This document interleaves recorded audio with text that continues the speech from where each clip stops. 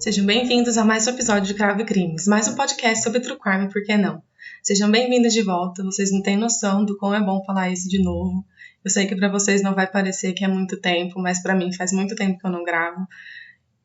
Então tá sendo muito bom estar aqui com vocês novamente. Eu queria falar algumas coisas antes da gente começar com o episódio em si mesmo. Juro que eu vou tentar fazer isso aqui não ficar tão longo.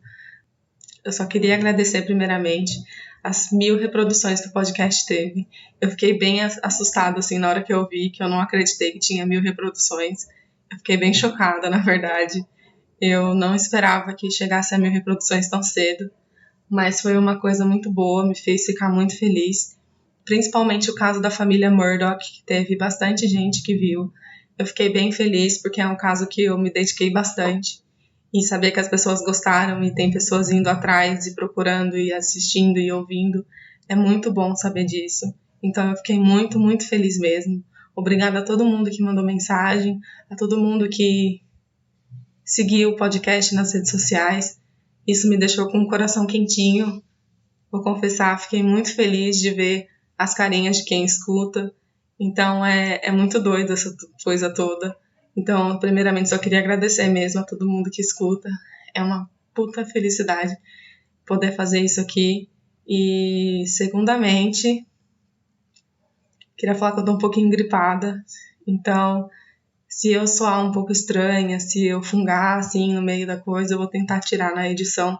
Mas pode ser que apareça alguma coisa ou outra, então eu peço desculpa caso apareça alguma coisa. E é isso. Sem mais delongas, vamos ao episódio de hoje.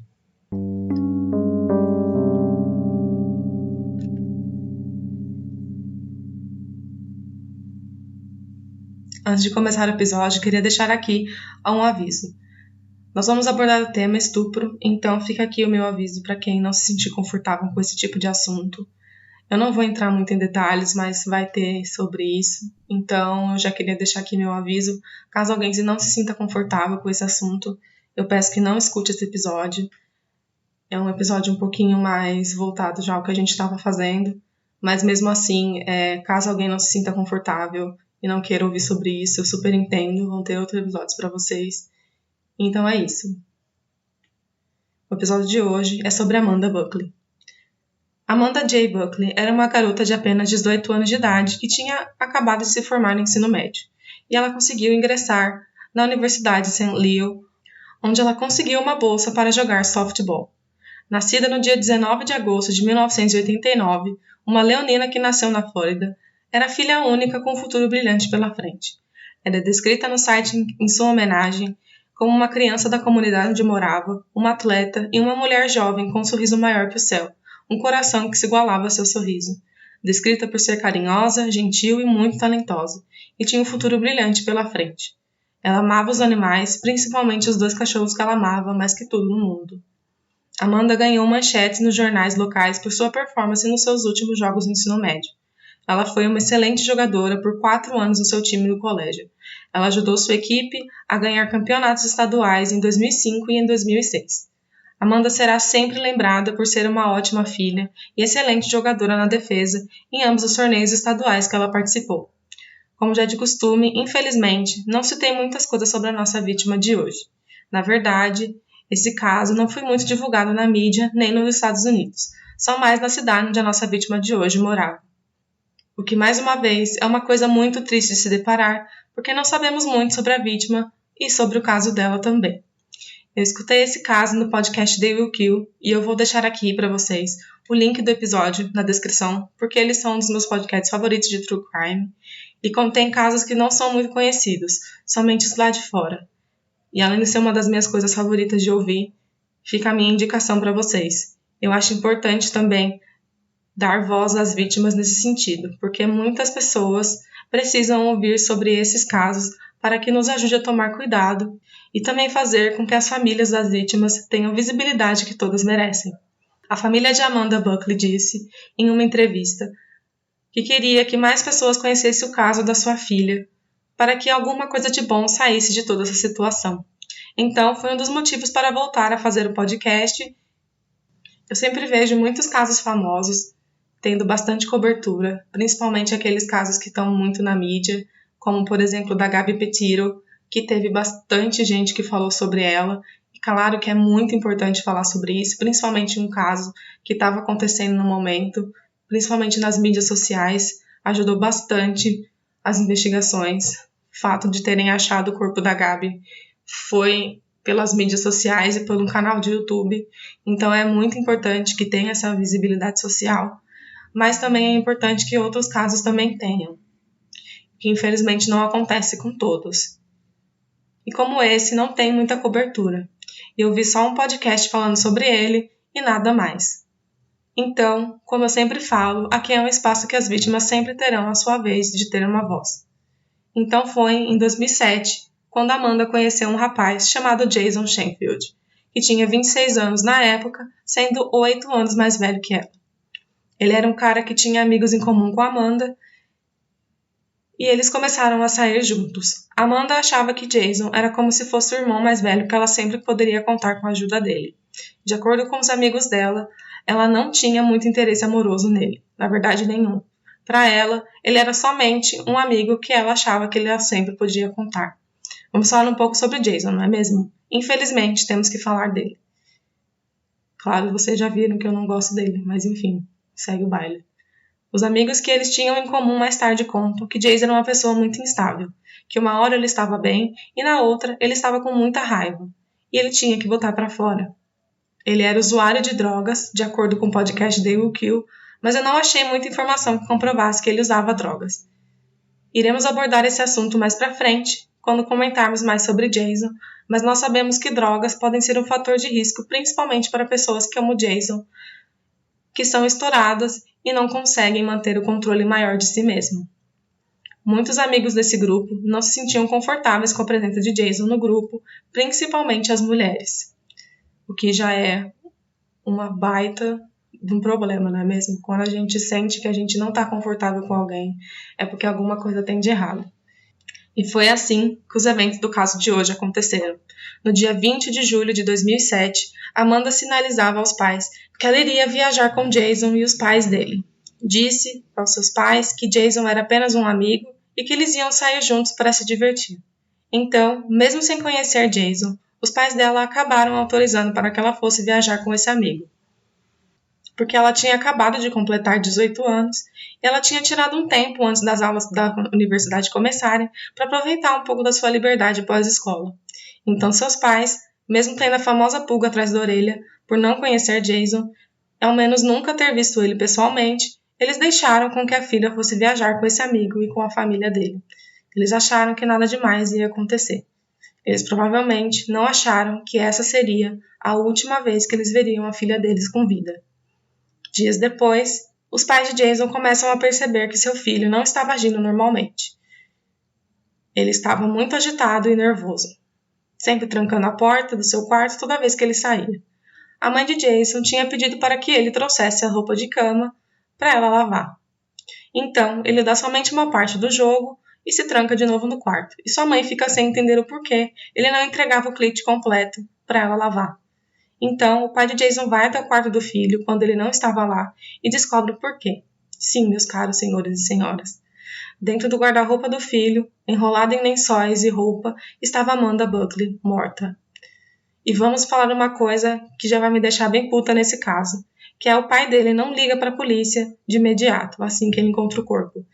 Ele espera o filho chegar em casa para explicar o porquê tinha um corpo no guarda-roupa dele. Sim, ao invés de ligar para a polícia e fazer a coisa certa, eles esperam o filho voltar para casa como se tivesse alguma explicação plausível para o que ele fez. Então Jason começa a contar uma história com seu pai para que ele pudesse entender o porquê a amiga dele estava dentro do guarda-roupa. Jason conta ao seu pai que Amanda teve uma overdose por alguma substância que ela consumiu e que ela entrou em pânico. E o que ele fez? Enrolou ela em lençóis e colocou ela dentro do guarda-roupa. Porque é claro que ninguém vai desconfiar de nada e é uma coisa super comum. E aí vocês devem estar pensando, certo, agora eles vão ligar para a polícia e ele vai ficar com essa história mesmo. Errado mais uma vez, meus caros. Jason, o pai e um tio dele vão até a casa de um advogado de defesa e ficam lá um tempo considerável na casa desse advogado, fazendo sabe Deus o quê. E guardem bem essa informação, que ele já tinha um advogado de defesa, porque vamos falar um pouco mais pra frente sobre o porquê ele tinha esse advogado. E só depois de tudo isso, eles mais o advogado ligam para a polícia para notificar o corpo de Amanda Buckley, que estava no armário de Jason Stanfield ainda. Quem liga para a polícia é o pai de Jason, porque sim, ele não faz nada sozinho, sempre precisa ter a ajuda da mamãe e do papai para tudo. E nessa ligação é possível ouvir que o pai de Jason começa a dizer que ele quer reportar uma overdose, que tinha uma garota no armário do filho dele e que ele não sabia muitas informações sobre o que tinha acontecido. Pelo jeito que ele fala na ligação, parece que é algo que tinha acabado de acontecer e não fazia muito tempo. Os operadores de emergência até chegam a perguntar se ela já estava gelada ou se ela chegou a recobrir a consciência, mas o pai de Jason só responde que ela parecia estar morta e que ele não chegou a encostar nela para saber de mais alguma coisa. O pai de Jason começa a contar na ligação que ele não conseguia responder todas as perguntas que o operador fazia porque ele estava muito abatido com toda a situação. Sim, ele estava abatido com a situação e não provavelmente os pais de Amanda que deviam estar preocupados, mas tudo bem. Ele começou a falar que ela foi vista na última vez no dia anterior, que o carro dela ainda estava na frente da casa deles e na noite anterior ela tinha dormido no quarto de seu filho. E aqui é uma coisa que é muito interessante. O corpo de Amanda ficou no quarto muito tempo. A polícia foi informada somente às 10 horas da noite e demorou praticamente o dia todo para os pais de Jason finalmente ligassem para a polícia e tinha acontecido eles de encontrar o corpo de Amanda pela manhã. Outra coisa que eu não sei se vocês perceberam foi que em nenhum momento Jason tomou a frente do que estava acontecendo. Tudo foi os pais dele que fizeram por ele. É como se ele não tivesse que tomar nenhuma ação para se tornar o real responsável pela morte que até o momento é acidental. Depois da ligação, a polícia chega até a residência da família de Jason e lá os investigadores encontram uma cena totalmente diferente do que eles estavam esperando. A história que Jason contou aos pais e o advogado foi que ela tinha tido uma overdose e ele entrou em pânico simplesmente. Mas na cena do crime, eles encontraram Amanda ainda no guarda-roupa, com fita adesiva no cabelo, com hematomas pelo corpo e evidências de que ela tinha sido estuprada. O que digamos que coloca Jason em maus lençóis, porque claramente ele não estava contando a verdade. Jason, na mesma hora, foi acusado e preso de assassinato em primeiro grau, agressão sexual e cárcere privado. Lembra que eu falei para vocês guardarem a informação sobre o advogado de Jason? Então vamos entrar um pouco agora sobre essa informação importante. Há 8 meses antes do assassinato de Amanda Buckley, 2 mulheres, entre 18 e 19 anos, foram até a polícia para denunciar Jason. Elas falam para os policiais que Jason forçou as duas a fazer todos os tipos de atos sexuais que vocês podem imaginar nele e entre elas. De acordo com o boletim de ocorrência sobre o caso, elas estavam bebendo em um bar local e só se lembram de estar desacordadas no momento e acordam simplesmente com Jason pelado, puxando elas para o quarto dele. Elas ainda contam que ele estava com uma faca, ele as amarrou com fita adesiva e apertou um cinto em volta do pescoço delas e ameaçou soltar o pitbull dele nelas caso elas tentassem resistir. O detetive responsável pelo caso verificou os arranhões e as marcas que Jason tinha deixado nelas e encontrou evidências de DNA no local, mas os promotores do caso se recusaram a apresentar acusações de agressão sexual armada e cárcere privado, dizendo que as alegações não podiam ser provadas além de possível lembrança das meninas. Iremos falar sobre isso mais para frente. Uma outra coisa que também agrava a situação para Jason e coloca ele em uma situação cada vez mais difícil de acreditar nele é que enquanto ele estava sendo acusado de ter assediado sexualmente 2 adolescentes, ele estava em liberdade condicional por uma condenação de roubo. Uma mulher estava dirigindo a casa à noite em 2002 quando ela notou um veículo a seguindo. O carro de Jason a bloqueou quando ela tentou entrar na garagem dela e ela se aproximou do homem que tinha saído do carro, tentando entender o porquê o estranho estava parando ela. E alerta vermelho já para isso, porque quem que vai atrás do cara que está te seguindo? Mas enfim, sem julgar a vítima. Mas, meu Deus, que mulher corajosa. E Jason ainda falou com toda a delicadeza do mundo que ele era um conhecido do vizinho. A vítima depois diz que a única coisa que ela lembra depois é de Jason bater o celular na cabeça dela repetidas vezes, dizendo que era uma arma, e ela quase perdeu a consciência durante o ataque. Jason pegou a bolsa da mulher e fugiu com $13 que ela tinha na carteira. Jason se declarou culpado pelo roubo e foi colocado em liberdade condicional em um programa de antidrogas. Eu fiquei um tempo para procurar o porquê eles colocaram ele em condicional, sendo que é claro que ele assumiu a culpa e se declarou culpado pelo que ele tinha feito. Mas eu não achei nada a respeito. A única coisa que pode vir na minha cabeça é que ele estava cometendo o primeiro delito dele e para que ele não fosse preso, eles colocaram ele em um programa de antidrogas, que eu vou falar mais um pouquinho agora sobre o porquê ele entrou nesse programa. Tudo que a matéria que eu peguei, a maior parte das informações para o caso de hoje, fala é que a mulher, que foi roubada por Jason, lembrou de ver um homem bem trêmulo e suado com as pupilas pequenas. Ela deu uma declaração dizendo que ela achou que ele era um viciado em drogas que estava buscando dinheiro fácil. E é aqui um dos motivos pelo qual eu decidi fazer sobre esse caso. Porque, se não fosse pela injustiça que esse caso teve, talvez nada sobre o caso de hoje teria acontecido. Se os promotores tivessem acreditado nas meninas na época e em seguida ter feito um caso contra ele, Jason poderia ter sido preso e com certeza não estaria solto para que ele pudesse tirar a vida de Amanda Buckley. E foi por isso que eu decidi falar sobre Amanda, que não é uma história muito conhecida, e eu achei que, como a proposta do meu podcast, trazer para vocês casos que sejam desconhecidos e que a gente possa discutir mais sobre eles e trazer mais visibilidade às vítimas, eu achei que seria uma boa ideia fazer um caso sobre ele. Mesmo que seja difícil achar informações sobre esse caso, eu fiz questão de trazer para vocês. Uma outra coisa que vocês devem estar se perguntando é sobre o passado de Jason.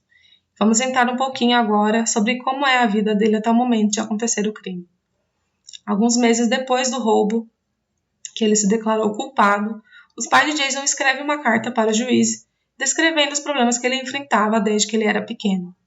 Jason, desde muito cedo, foi diagnosticado com hemofilia, que é um distúrbio hereditário e genético, ou seja, que é passado de pais para filhos e que afeta a coagulação do sangue.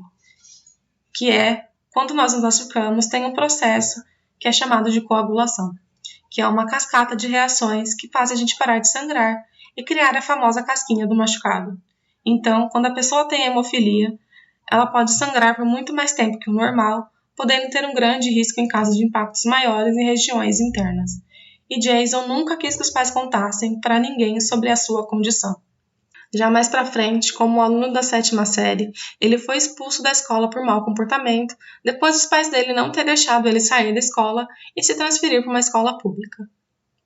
Eles disseram na carta que depois dessa expulsão, eles acreditam que o filho começou a usar maconha. Eles falam que ele era estimulado por amigos de Jason do ensino médio e que eles falam ainda que ficaram sabendo por meio de outros pais de alunos que o grupo que o filho andava abusava de drogas. Eles escrevem na carta que eles perceberam que o problema de seu filho não era o problema genético que ele tinha, mas sim os diversos medicamentos e drogas que ele abusava. E digamos que com tudo isso, com certeza, dentro de casa as coisas não eram muito agradáveis. Em 1998, quando Jason tinha apenas 18 anos, a polícia foi chamada para a residência Shenfield pelo garoto. E ele disse que ele estava com medo de ficar em casa e ter uma briga física com seu pai, porque o pai não queria que ele saísse com os amigos dele devido ao uso contínuo de drogas. 2 anos depois, quando aconteceu o roubo, os pais escrevem outra carta dizendo que o programa antidrogas poderia ajudá-lo a mudá-lo de vida. Eles escrevem que seu filho estava ainda no 2º ano da faculdade na época e tinha um relacionamento, entre aspas, saudável com seus pais, que ele tinha arranjado até mesmo uma namorada. Eles ainda descrevem que ele vivia uma boa vida que incluía morar sozinho, cuidar do cachorro e manter seus peixes. Os pais ainda falam que Jason teve uma epifania e que ele sabia que ele tinha um propósito maior na sua vida. Só que a polícia achou no quarto de Jason prova que ele não tinha mudado. Primeiro, que ele ainda morava com os pais, mostrando que depois da faculdade ele simplesmente voltou a morar com os pais sem ter uma perspectiva para a vida dele. Mas na carta dos pais, eles queriam passar essa imagem de que Jason era um homem mudado e que ele teve essa epifania em relação às coisas que ele fez na vida. Mas na casa de Jason foi encontrada diversas parafernálias relacionadas ao uso de drogas e pornografia, no armário em que ele enfiou o corpo de Amanda. Uma ex-namorada e amiga disse que ele vendia drogas e que ele trocava até mesmo joias para vender e conseguir mais drogas e armas. De acordo com essa ex-namorada, Jason vendia cocaína e fazia uso da mesma também. Já em relação à pornografia achada no guarda-roupa de Jason, tinha conteúdos onde enforcavam mulheres durante o ato sexual, o que mostra que ele tinha um padrão que o satisfazia sexualmente e também mostra isso pelas vítimas que ele teve. O que vemos aqui é esse padrão na vida de Jason, que ele começou com roubo, uso de drogas, a vender drogas e começou a cometer crimes sexuais. Acredito que Amanda era mais uma vítima dos ataques doentios que ele tinha em relação aos seus desejos sexuais, de enforcar garotas e amarrá-las.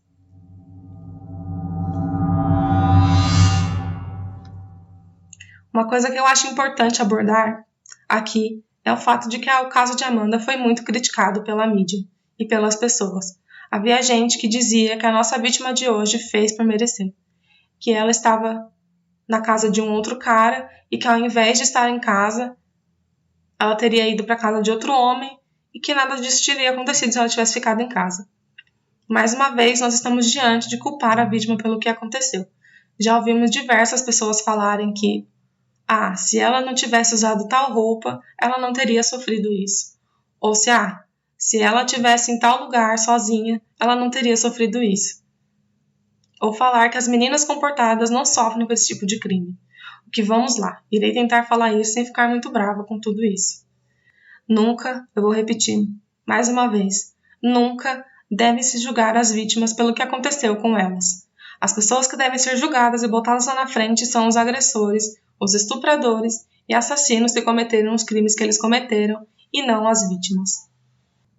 É muito triste ainda ouvir histórias de que a vítima é colocada em julgamento quando claramente não é ela que devia ser julgada. Se Jason Canfield tivesse sido acusado de agredir sexualmente 2 adolescentes 8 meses atrás, ele não teria sido acusado de estuprar e matar outra adolescente. Existem semelhanças assustadoras entre essas duas mulheres de 18 e 19 anos e o que aconteceu com Amanda Buckley, de 18 anos, antes de estrangular e matar ela. Por que o procurador do condado de Palm Beach se recusou a acusar Canfield? O porta-voz da promotoria disse: houve contradições diretas em depoimentos e evidências que simplesmente não dariam suporte a uma acusação direta. Um juiz simplesmente teria encerrado o caso completamente. Segundo os autos do processo, os delegados que entrevistaram as duas meninas disseram que elas eram mantidas separadamente no hospital e foram ouvidas separadamente, e elas deram relatos muito consistentes sobre o incidente e a ordem da ocorrência, contradizendo a que o promotor disse. O detetive descarta a visão mais ampla que o promotor colocou muito peso em detalhes nada lisonjeosos da vida de estilo das vítimas como uma mera resposta emocional para leigos. O promotor deve ser eticamente capaz de provar o caso, disse ele, e não ganhar o caso, mas provar o caso no tribunal. Na verdade, a forma como o promotor lida com casos semelhantes de agressão sexual em meninas que eram sexualmente ativas, bebendo álcool ou usando drogas, matando aula e saindo à tarde, sugere um padrão de julgar as escolhas das vítimas sobre as ações do suspeito. Depois que os advogados de Jeffrey Epstein, por exemplo, que tinha mais de 50 anos na época, disseram aos promotores que alguns dos 5 adolescentes que supostamente Jeffrey molestou haviam conversado no Facebook sobre beber e fumar maconha, o escritório do promotor estadual tomou a medida incomum de encaminhar o caso para o grande júri, em vez de acusar o Epstein para ele enfrentar o julgamento. Nesse caso, as evidências obtidas no meio período mostram que ele sabia, por meio de histórico escolar e horário das aulas, que as meninas eram menores de idade. A suposta promiscuidade dos adolescentes também influenciou a recusa do promotor em prosseguir com o caso envolvendo homens que molestam meninas. E aqui vemos o que comentamos agora há pouco. O quanto as vítimas têm que sofrer e ter uma vida pura para que possam dizer que elas não mereceram o que elas sofreram. Isso é um absurdo, principalmente no caso das 2 meninas que foram assediadas por Jason. Elas duas tinham provas até mesmo de DNA que provavam que ele tinha feito isso, mas o promotor não achou que era o suficiente, porque elas eram 2 garotas menores de idade, lembrando que nos Estados Unidos a maioridade é 21 anos, bêbadas que estavam no bar para se divertir, que não tem nada de errado no que elas fizeram, além de serem menores de idade, querer se divertir e sair com suas amigas. As mulheres não devem ser obrigadas a ficar em casa trancadas com medo de qualquer coisa que pode acontecer com a gente. Muitas vezes o perigo também está dentro de casa. Então, para onde vamos? Se nenhum lugar é seguro para as mulheres. Sem julgamento, sem essa discriminação, por todas as nossas atitudes, enquanto os criminosos só são julgados perante a lei, sem antes denegrir a imagem da vítima. Vimos diversos casos aqui no podcast sobre como é tática usada pela defesa botar as vítimas em julgamento junto com o criminoso. Eu, particularmente, acho uma falta de respeito muito grande com quem não está mais presente, ainda mais fazer isso na frente de familiares. Tais decisões não apenas tratam as vítimas como elas merecessem o que receberam, eles libertam os suspeitos pela reincidência criminal. Não era a primeira vez que Jason se metia em problemas, e não era a primeira vez que ele tinha um nome sujo. Ao se recusar a acusar Shenfield em novembro, o promotor se juntou aos pais de Jason para permitir seu comportamento cada vez mais violento, de bandido a ladrão, a estuprador e assassino. Outra coisa que eu queria problematizar aqui é a estatística de mulheres americanas e do mundo que sofrem alguma agressão sexual. Acho que isso deveria ser cada vez mais conversado abertamente e dar informações importantes para vocês sobre essas vítimas passam e como assustadores são os números. De acordo com o site RAIN, a cada 68 segundos, uma mulher americana está sendo assediada sexualmente. Em média, nos Estados Unidos, são cerca de 463 mil mulheres por ano, sendo 54% das vítimas serem mulheres entre 12 e 34 anos de idade. Milhões de mulheres nos Estados Unidos sofrem estupro. Em 1998, cerca de 17,7 milhões de mulheres americanas foram vítimas de tentativa ou estupro consumado. As mulheres jovens são as que estão principalmente em risco. 82% de todas as vítimas juvenis são do sexo feminino. 90% das vítimas adultas de estupro são mulheres. As mulheres entre 16 e 19 anos têm 4 vezes mais probabilidade do que a população geral de serem vítimas de estupro, tentativa de estupro ou agressão sexual. As mulheres de 18 e 24 anos, que são estudantes universitárias, têm 3 vezes mais probabilidade do que as mulheres em geral em sofrer violência sexual. Mulheres da mesma idade que não estão matriculadas na universidade são 4 vezes mais prováveis. Em relação ao nosso Brasil, as estatísticas mostram que cerca de 22 pessoas a cada 100 mil pessoas sofrem estupro, sendo o 30º país com maior índice de estupro no mundo. Devido aos indícios que todos nós já estamos acostumados a ver aqui no podcast e todos os problemas que já abordamos aqui, é muito provável que esses casos passem despercebidos ou até mesmo não reportados, porque sabemos da dificuldade que é a implantação desse sistema e até mesmo da credibilidade que as vítimas têm. Violência sexual causa um grande dano às vítimas, como, por exemplo, a probabilidade de uma pessoa ter pensamentos suicidas ou depressivos aumenta após a violência sexual. 94% das mulheres que são estupradas apresentam sintomas de transtorno de estresse pós-traumático durante as 2 semanas após o estupro. 33% das mulheres que são estupradas contemplam o suicídio e 13 dessas mulheres que são estupradas cometem suicídio. Aproximadamente 70% das vítimas de estupro ou agressão sexual experimentam algum sofrimento moderado a grave em uma porcentagem maior do que qualquer outro crime violento. As pessoas que foram agredidas sexualmente têm a probabilidade maior de usar drogas do que o público em geral. 38% das vítimas de violência sexual têm um problema no trabalho ou na escola que podem incluir problemas significativos com chefes, colegas de trabalho ou algum colega da vida do dia a dia. 37% têm problemas com familiares e amigos, incluindo brigas mais frequentes do que antes, e não se sentirem mais confortáveis com seus amigos e parentes, ou não se sentirem mais próximas deles como eles se sentiam antes. As vítimas correm o risco grande de gravidez e infecções sexualmente transmitíveis, as DSTs. O número médio de estupros e agressões sexuais contra as mulheres em idade reprodutiva é cerca de 250 mil. Assim, o número de crianças concebidas a partir do estupro a cada ano nos Estados Unidos pode variar de 7.750 a 12.500. Esta é a estimativa geral e é um número real que pode diferir. Essa estatística apresenta informações de vários estudos diferentes. Além disso, essa informação pode não levar em consideração fatores que aumentam ou diminuem a probabilidade de gravidez, incluindo a não limitar ao impacto do controle de natalidade e o uso de preservativo no momento do ataque ou a infertilidade. Em uma publicação para a mídia, o pai de Amanda escreve, em letras garrafais, que as vítimas não são as que deveriam ser culpadas pelo crime que aconteceu com elas, o que é praticamente o nosso lema aqui no podcast. Não devemos culpar as vítimas independente do crime pelo qual que aconteceu com elas. Ele disse que eles não iriam responder nenhuma pergunta sobre sua filha para que levasse alguma história que colocasse Amanda como a culpada por ter sido estuprada e morta. Ele culpa os promotores que cuidaram do caso das alegações de agressão sexual contra Jason em novembro do ano anterior à morte de Amanda, e o Estado não quis comentar sobre o fato de Jason ter sido solto depois de 2 alegações graves contra ele. Uma, que eu percebi que é claramente, é que Jason também estava quebrando o acordo da condicional dele porque ele usava drogas em casa. Outra coisa que o pai de Amanda disse foi que ele sempre foi muito cuidadoso com a sua única filha e que eles não sabiam do passado de Jason, porque com certeza seria um fator que colocaria eles com o pé atrás em relação à amizade de Jason e Amanda. E claro que não teria como o pai de Amanda saber sobre que essa amizade poderia trazer grandes problemas para a família. Acredito que os pais de Amanda se sentiram, de certa forma, culpados de não conseguir proteger a filha deles. Mas só para deixar claro aqui, isso não é culpa deles. Quem deveria ter noção do perigo que o filho podia trazer para as pessoas eram os pais de Jason.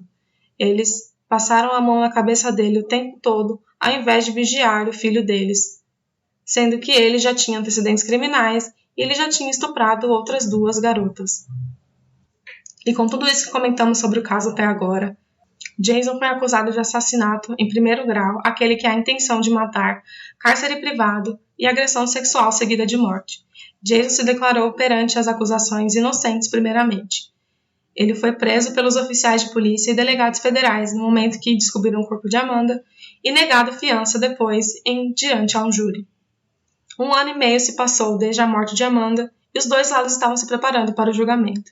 O medo que a família da nossa vítima tinha que ocorreu foi que a mídia colocasse que a relação sexual que deu errado entre os 2 e por isso que Amanda morreu. E é claro que não foi isso que aconteceu. O que deixa claro aqui que nunca ficou comprovado, porque a Amanda também não estava sob efeito de nenhuma droga, como diziam alguns tabloides.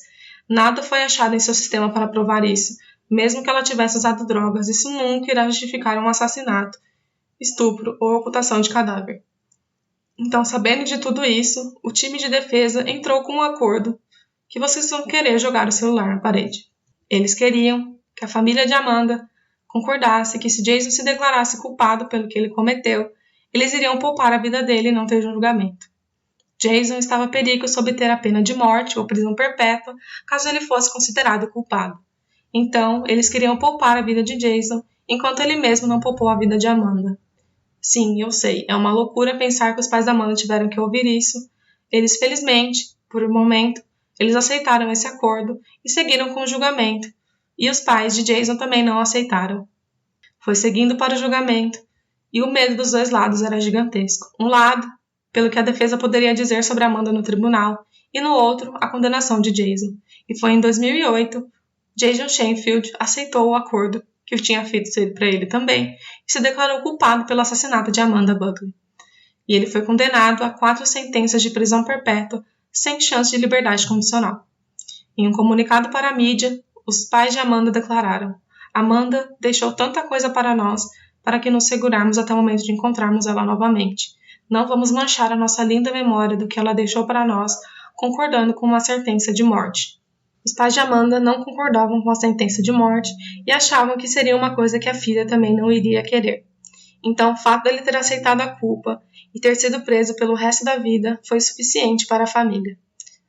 Depois de um tempo, cerca de 150 pessoas realizaram uma vigília à luz de velas para Amanda. Os companheiros de softball de Amanda se reuniram com outros amigos, pais e vizinhos e ficaram em volta de uma cruz com o nome de Amanda, o que o técnico de softball descreveu. Como você pode ver, as crianças e eu estamos tendo dificuldade em lidar com isso. Em memória de Amanda, gostaríamos de perguntar a todos vocês se vocês estão preparados para respirar e apagar a vela, disse um dos companheiros de softball dela. Enquanto muitas lágrimas foram derramadas, as pessoas também riram a compartilhar histórias entre eles e Amanda. Os ex-companheiros de softball de Amanda usaram faixas em memória a ela enquanto jogavam um torneio de softball no final de semana após essa vigília. Amanda estaria em campo com seus amigos em um torneio de softball por estrelas em ascensão no último ano. Para seus companheiros de equipe foi muito difícil entrar em campo. Uma companheira de equipe disse: "É muito difícil pensar que ela nunca mais vai entrar em campo. É muito difícil." Amanda Buckley se preparava para jogar softball na Universidade St. Leo, na costa oeste, na Flórida. Ela tinha ganhado uma bolsa integral para estudar na universidade que ela entrou. E, de acordo com um artigo escrito em 2012, não houve nenhuma interação entre a família de Amanda Buckley e de Jason Shenfield. Os pais de Jason nunca expressaram remorso pelo que o filho dele fez, e eles moram ainda na casa onde Amanda foi morta. Em uma abordagem, a mãe de Jason diz que ela não lê mais jornais e que ela não assiste TV, e que em relação ao seu filho, ela não tinha nenhum comentário a fazer.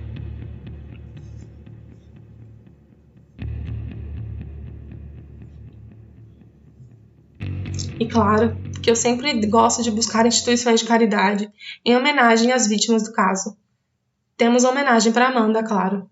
A Fundação Give a Smile to a Child foi formada em 2008 para homenagear Amanda J. Buckley e tudo que ela representou na sua curta vida: amor, compaixão, esportividade e amor por esporte. Em sua homenagem, a Fundação tem se esforçado para ajudar crianças e famílias que sofrem com adversidades que ocorrem em tragédias imprevistas. A Fundação é uma corporação sem fundos lucrativos e todos são voluntários e dedicam seu tempo para ajudar na missão da Fundação de ajudar crianças. A Fundação também contribui com voluntários e dinheiro para uma outra instituição desde 2011, ajudando mais de 3.000 crianças e famílias durante o final de ano. E a Fundação também é voluntária e oferece apoio financeiro para alimentar sem-tetos, vestir bebês necessitados, ajudar famílias a pagar despesas funerárias, ajudar crianças em idade escolar com materiais básicos para a escola e fornecer fundos de bolsa de estudo para graduados no ensino médio. A Fundação tem a missão de ajudar crianças e famílias que sofrem de estresse emocional e financeiro devido a circunstâncias imprevistas, além de seu controle. A Fundação, com o apoio de muitos e variados amigos, familiares e empresas, continua com seu comportamento de doação e proteção com a ajuda de contribuições atenciosas e esforços com muitos voluntários para sediar eventos e arrecadação de fundos. O objetivo específico e primário que a Fundação está organizada é fornecer ajuda, assistência, instalações, oportunidades educacionais e apoio a crianças e famílias que se encontram em necessidade devido a tragédias e outras circunstâncias fora de seu controle. A Fundação promove a participação de empreendimentos valiosos para melhorar o bem-estar físico e mental de crianças e famílias. A Fundação fornece apoio ou assistência a outras fundações e instituições de caridade que beneficiam crianças e famílias. Ela honra e reconhece as crianças excepcionais de suas realizações, e ela solicita fundos e doações e realiza atividades de arrecadação de fundos. Eu gostaria de deixar aqui, como sempre, o link das doações para a Give a Child, a Smile, para quem tiver interesse em doar ou saber mais sobre a luta deles. Como eu sempre deixo, o link estará disponível na descrição desse episódio, junto com as referências. Então é isso, espero que vocês tenham gostado do episódio de hoje. É um dos meus podcasts favoritos que eu ouvi falar, que é o They Will Kill, e eu super recomendo para vocês que gostam de histórias que não são tão conhecidas como eu. Espero que tenha sido um bom episódio para vocês, assim como foi fazer ele. Eu fiquei bem empolgada em voltar a fazer scripts para episódios como esse, principalmente porque era um caso que é super interessante e traz muitas coisas que eu gostaria de trazer aqui no podcast e discutir com vocês. Obrigada a todos que escutam o podcast, isso me deixa muito feliz e me motiva a fazer o que eu continuo fazendo. Temos as nossas redes sociais, a gente está no Instagram, no Twitter e no Facebook, é @crausecrimes com E. E se você gostou do podcast, não esquece de compartilhar, contar para uma amiga e avaliar o podcast. Isso ajuda muito o podcast a crescer. E temos também o link de solicitação de casos, caso vocês tenham interesse em algum caso que vocês queiram que eu conte. Por enquanto eu estou fazendo casos que somente se encaixem no perfil do podcast, mas eu gostaria de trazer mais casos diferentes para vocês. Então fiquem à vontade de mandar alguma recomendação, que eu vou ficar super feliz em fazer o caso que vocês querem. Então é isso. Obrigada mais uma vez a todos que escutaram. Obrigada pelas 1000 reproduções. É muita coisa. E eu fico muito feliz de vocês estarem escutando e ter mais gente escutando. Então eu fico muito, muito feliz. Muito obrigada de verdade. Se cuidem e até a próxima. Cravos e Crimes é um podcast gravado, escrito, produzido e editado por mim, Gabriela.